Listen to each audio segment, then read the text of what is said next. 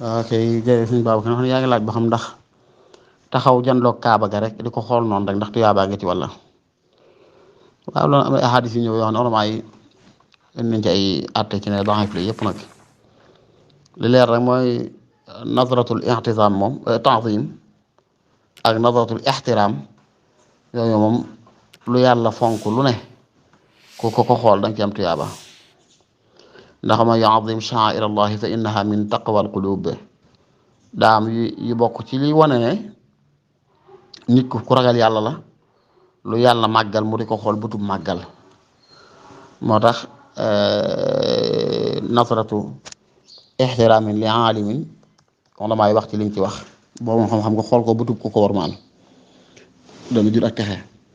xool alquran bëtub ku ko warmaal ku ko màggal dana jur ak texe dana joxe tiyaaba xool xibla bi rawatina kaaba gi dana joxe tiyaaba ak yeneen waaye mu jaradu xool ni kese ko ne ënt benn yéene ënt benn yëg ci xol déedéet dégg nga innaha laa taxamal absaar walakin taxamal qulubu lati fi sudur bët du gumba du gis xol mooy gumba mooy gis kon gisinu xol wi moo koy màggal gu tax tuyaaba yàlla ja waaye du xool ko bët nii kese wa man ya'zim sha'a'ira allahi fa innaha min taqwal qulub boo xam ne wax nañ ci yu bare bari ñu ne hët yu lañ ci jublu ñuy wax yeneen ak yeneen waaye daal li leen mooy sha'a'ir yi mooy manasikul xaj yi nga xam ne yëpp ay barab wala ay mbir yoo xam ne yàlla sant nañu ko dara ci wàllu xaj yooyu dañ ci manasikul xaj mooy sha'airullahi yëpp nag ku ko xool bëtum mberma mooy bëtum ne wuute na ak yeneen yi ba yàlla def loo ñu fi jaamu yàlla gii xool boobee mooy nasaratul ixtiraam wa nasaratul tanzim yooyu dana jur tiyaaba ju rëy sax ci xolu jàmm bi insha allahu taala kaaba ga nag min azharil mashaa'ir